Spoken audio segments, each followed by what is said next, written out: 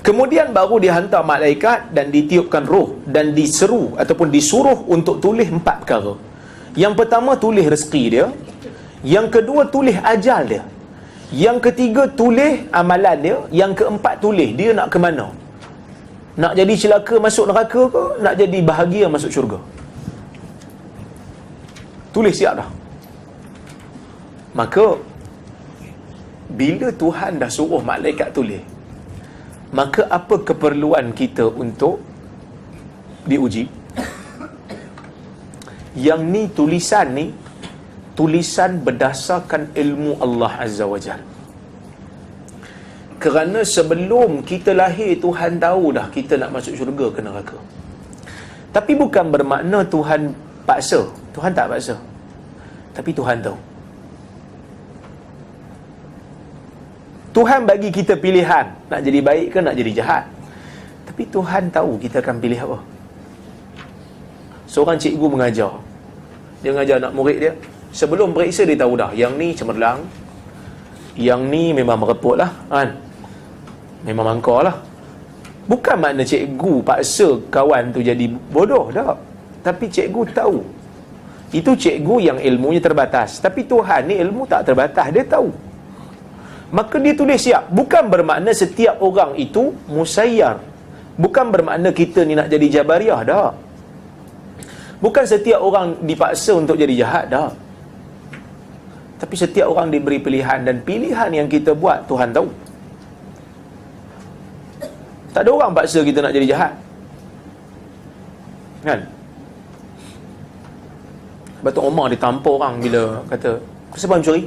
Takdir Allah jadi aku mencuri. Umar lempang dah. Sebab lempang tu takdir Allah. Sebab dia menggunakan takdir itu untuk salah faham. Untuk salah faham. Tuhan tak paksa. Tuhan tak melakukan kezaliman. Nanti hadis belakang-belakang kita akan tengok macam mana Tuhan kata. Dalam hadis kursi Tuhan kata, kalau mereka minta hidayah pada aku, aku bagi. Masalah ni kita ni guna alasan tu lah. Pasal apa ni?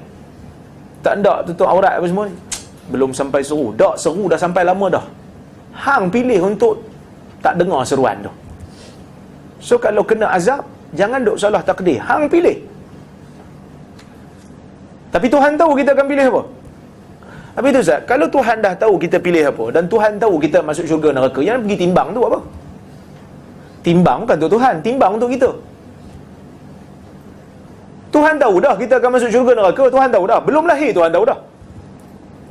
Tapi yang ditimbang depan kita tu supaya kita rasa kalau kita masuk ke dalam neraka, wal'iyadzubillah, kita tak rasa kita dizalimi oleh Tuhan. Tuhan tunjuk dah, aku tahu hang akan masuk neraka, tapi ni bukti. Dia timbang amalan depan-depan. Kita pun tengok, oh betul lah, berat belah dosa.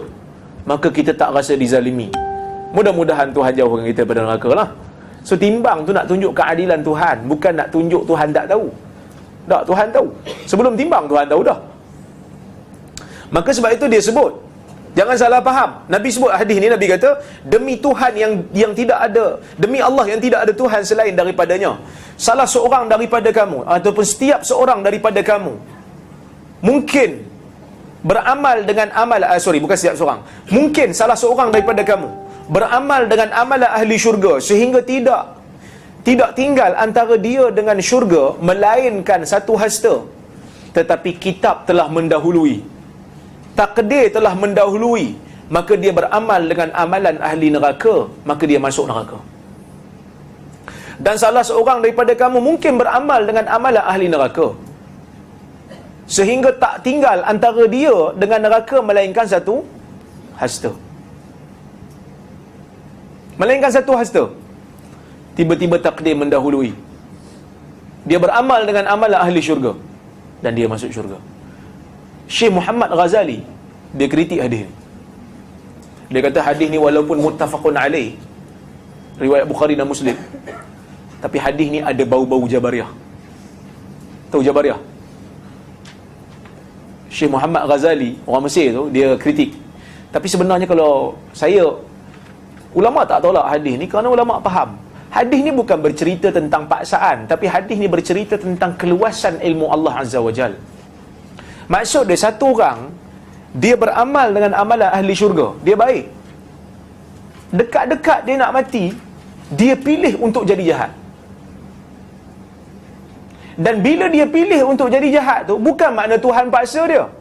Tapi Nabi cerita fayasbiqu alaihi alkitab. Maksud dia, sebelum dia pilih untuk jadi jahat, takdir dah tertulis dalam ilmu Allah, dia akan pilih untuk jadi jahat. Bukan Tuhan paksa dia. Tuhan bercerita tentang ilmunya. Nabi bercerita tentang ilmu Allah Azza wa Jal. Sebelum daripada dia pilih untuk jadi jahat, Tuhan tahu dah dia akan jadi jahat. Maka dia mati atas kejahatan dan dia masuk neraka. Dia pilih untuk jadi kufur. Dan satu orang yang jahat, yang kafir, hidup dalam keadaan kafir, dia pilih untuk beriman.